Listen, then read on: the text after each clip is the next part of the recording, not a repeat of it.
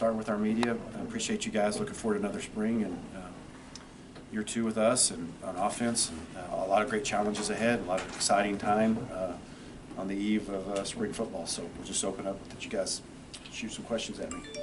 You've been able to see a little bit of Luke and John. What would be your early impressions of those two guys? Yeah, limited, very limited on what I've been able to see. You know, there's some regulations there, you know, that's kept us from, you know, being all in with them, but just being around them, personality, and seeing them work in the off season with Tank. And yeah, I see two guys that like to compete, and you know, I think are excited about the opportunity that's before them. We're excited to let them show us what they've got.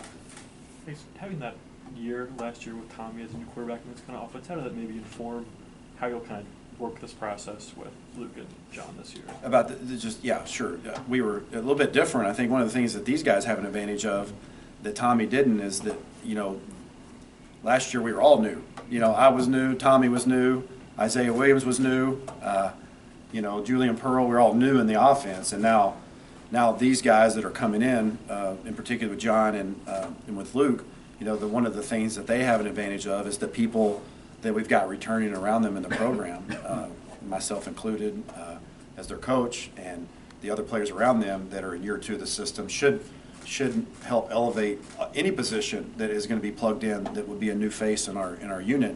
It should help because of the baseline familiarity of what we're doing.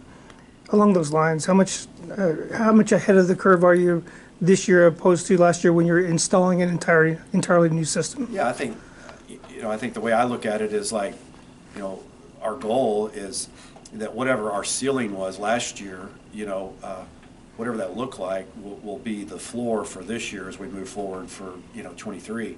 And I don't mean that from necessarily a black and white production standpoint, numbers. I'm talking about just our familiarity, understanding of the scheme, like whatever complexities that we were able to put in and push through and install and use during games, like whatever that ceiling was for us last year, that threshold, that needs to be the floor for where as we begin this season. And I think we're off to a good start with that, with just what I've seen from our guys early on about their recall. And so hopefully we can be more advanced from day one as we start tomorrow. I assume it would be hard for somebody to mirror Tommy's personality and persona. Clearly Luke is not that kind of a guy, but when you go in the portal and you and your staff, do you evaluate, hey, how does this guy fit in our locker room? How does this guy fit in our team chemistry and our team dynamic? Yeah, I think you have to. I think you get yourself in trouble if you just blindly take in guys based on film or recommendations. So that was part of the process with Luke in particular when we brought him on that official visit, even though it was an abbreviated version of an official visit because of the timelines that we were facing. We were able to spend some quality time with him and his mother accompanied him on the visit, and his brother. We were able to get, you know, to a better feel for who he is and what he was, more so than talking on the phone. So yeah, we dug deep into that and did a lot of research on what type of leader he is. He's different. He's a different type of leader than Tommy, but I think there's some similarities there as well. And I'm anxious to see all this come to life, you know, on the field starting tomorrow. What kind of benchmarks or goals do you set for the spring, and how might you know if you've achieved them? Yeah, we try to, you know, we try to goal, and like our players all have goals that they're trying to improve upon that are tangible from an offensive standpoint. You know, it's kind of more big picture type things. I mean, obviously one of the first things that we're going to emphasize in the way we practice is we'll start in the red zone, and so we're really embracing that part of the way we're starting our spring to be inside the 25-yard line from the get-go. We've got to get better there. And there's no way to get better at it other than practicing and doing it and rolling your sleeves up and going to work, and that's where we're going to start. So that's one of the things. You know, we got to learn how to play faster. We got to execute our offense better. So there's a litany of things that we need to do that they're going to be objectives for us this spring. But from a big picture thing, big picture items, you know, there's just going to be a handful of those. And but the bottom line, the resounding theme is, we just got to get better at what we're doing in year two. We got to get better at the details from a coaching standpoint and a playing standpoint. We got to get better at the details because really good offenses are a result of good execution with good players doing them and coaches putting them in position. So we just got to all get better. Coach, you had Chase Brown, who was so effective last year. Do you anticipate having a guy like that, a one guy, you know, one back type thing, who could see you using multiple guys? What's your ideal in that situation? Yeah, I don't think I don't know if necessarily last year was an ideal situation. I think that was unique, in Coach Bielema's track record, that, we relied on one guy so heavily, in particular in the backfield, and part of that was due to we weren't as healthy behind him, throughout the course of the season as we would like to have been. And there was games where we were more healthy than others. And then obviously, it kind of got to the point where we were riding a hot hand, of what his production was. But I don't see anything like that going forward, and not because we don't have that type of caliber of player that we think that can't go out and produce that type of yardage. We just think for the integrity of our offense and the balance that we need, more guys pulling that rope and sharing that load this year. Along those lines, what's your running back room told you about what they can be? Obviously, there's 2 redshirt freshmen, and you had Caden. What have you kind of learned? Well, I think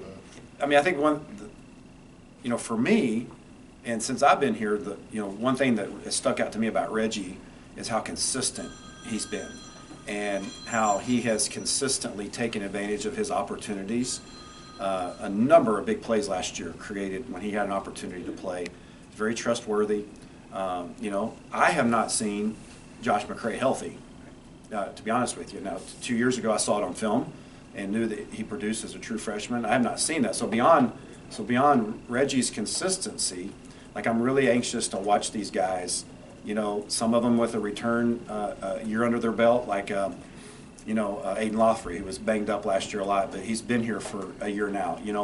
So I'm anxious to see Caden Fake, and I hate to start naming names, but I'm anxious to see all those guys show us what they're capable of doing on a consistent basis. What kind of advantage do you think it's going to be this spring to be able to bounce from last season to bowl prep to your 8 weeks winter workouts and maybe right into spring? Yeah, it's a continuous deal. Football is a year-round process anymore. It's changed over the years, and it's helped.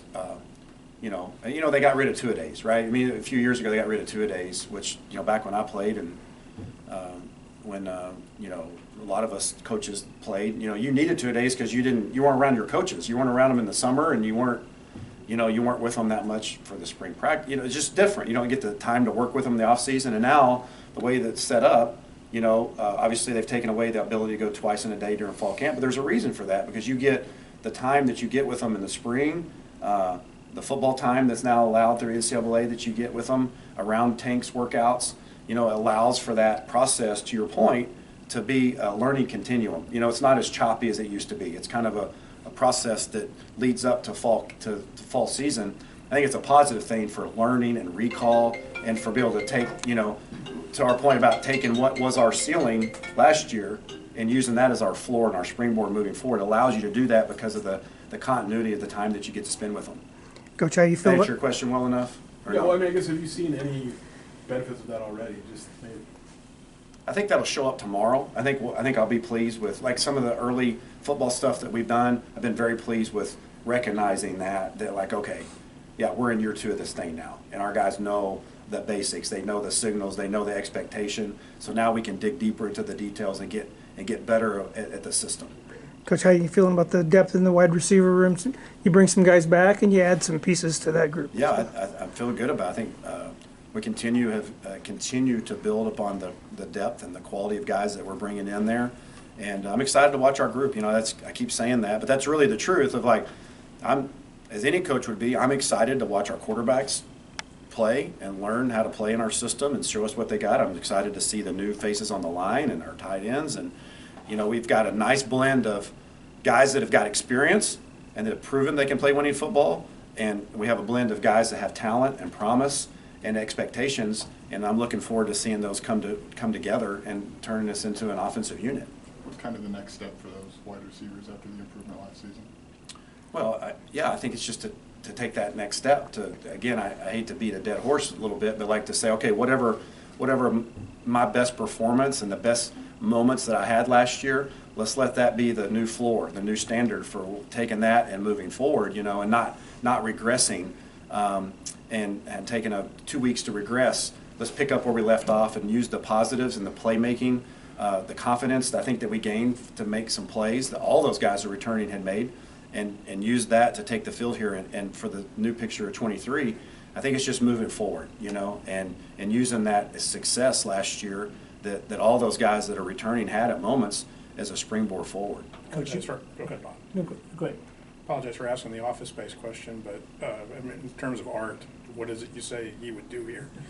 Yeah, well, he does. I think he's kind of assuming, you know, kind of a standard, like a graduate assistant type role, even though he's going through his medical hardship, you know. And so, really, you know, he's just he's going to be a special coach. I really believe that. And you guys know how he's made up and what his DNA is and who he is, and so I'm glad that he's working side by side with me and helping us on the offensive side of the ball. And he does a little bit of everything, just kind of like all of our support staff does. We got a fantastic support staff in our building on offense, defense, and special teams. Coaches done a tremendous job, I think, of hiring young coaches that, you know, that just got it. You Is know, there anything specific you think, I know it's early in his development, but you could lean on him for? well, yeah, I mean, starting this I think the spring? obvious thing is like, okay, my communication with the quarterbacks, like, and he said just last year, like when I taught these things, like, sometimes guys won't say, Coach, that didn't make a lot of sense, or like, oh, Coach, that was really good. You know, they're just taking notes and gathering information.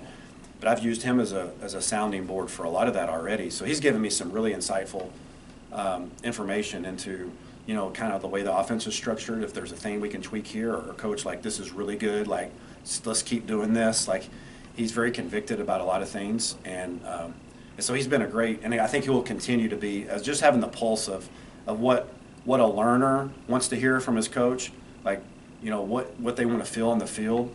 I think he's got some great insight into those types of things. Coach, you did a couple of guys on the offensive line who could have gone pro, chose to stay. Tell me, when you heard the news that they were coming back, Joy and those guys, what would that mean to you? Well, it was a great victory for us, you know, as our team, to get those guys back, and I think it was the right decisions for those guys. I know it was, and you know, because they certainly did some good things and some really good things, but I think they feel very strongly that they can improve their game, address some areas that need to be addressed, and really help themselves long term by coming back for this past year or this coming year, all the while making us a better offense. You know, the game starts up front. We know that. Doesn't matter what kind of system you want to run, and in particular what we try to do here in the offensive belief system. You know, it's like you got to run to win.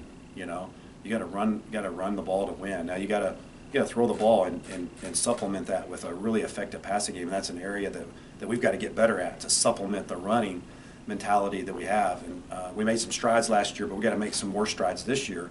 But to have those guys coming back as the epicenter and the focal point and the core of our line, I mean, it was huge for us. And now we just need them to go and enhance their game and bring and elevate the guys around them. Barry, besides the obvious, what's it mean to have a guy that can be here multiple years like in Luke, as opposed to a one-year guy that's in and out? Yeah, I mean, that wasn't necessarily strategic, you know, for us to go out. We wanted to go out and try to get our hands on what we perceived as the best available quarterback or quarterbacks that could come help us win games, you know. It just so happened that the one that we targeted did have multiple years left, and I don't think that's a bad thing, to your point, you know. And to be able to take somebody, if Luke were to win the job and be the guy, to be able to have a guy that's going to have multiple years left, I think that would be a really positive thing for next year. But our focal point is for this year. You know, that would be icing on the cake. And so it's like I said, to your point, it wasn't strategic to say, hey, let's get away from the one-year transfer, or let's go get this guy. Like it was really like, let's go get the best available. I think it was a really nice bonus that we were able to go sign somebody that did have multiple years left, though. The offensive line, you return a lot, but I mean, how do you guys go about finding the best spot for all those guys? Seems like there's a lot of versatility. There is. A couple of gaps. Like, how important is that this spring? Yeah, that's what the blessing of having 15 practices, then having another fall camp, you know, summertime to kind of get to where, as long as we get that locked and loaded, you know, I think the sooner we get it and get that identified where guys are going to piece, the more chemistry you can create. You know, that's one of the things that we were fortunate last year. Really, other than the Indiana game, which got disrupted in a kind of a strange way, you know, the flow of the O-line was pretty consistent. And I think that allowed them to continue to get better and better and more comfortable playing with each other. So it'll be important for us to identify that early, but we do have some flexibility up front. And we've got some guys that are going to be fighting, scratching, and clawing for a job that have flexibility as well. So I'll be anxious to watch that come to life. I think it'll probably become pretty clear for us, probably through the first, 4 to 5 practices about kind of how that's going to shake out. But a little bit of that is TBD. Coach, you have some new position coaches. How's it going getting those guys in the flow here? Yeah, well, those guys have been, Thad and Robbie have been great, and really excited to see them put their personal spin and touch on coaching their positions. And I think they both have got a tremendous track record of being coaches and developers, and they've been great assets to our room. Good people, good coaches. I'm looking forward to working with them on a daily basis as we get going here in the spring ball. We got time for one more here. I guess after just being here a full calendar year, what are the biggest things you learned in your first year coordinating at the Power 5 level, and how are you going to take that in the next year or two? Yeah, we could make that last question a long answer, but to keep as brief as I possibly can, I think when you go back and dig back and do the self-scout like we did, like you do any other year, you look back and see, where you came up short and where you excelled.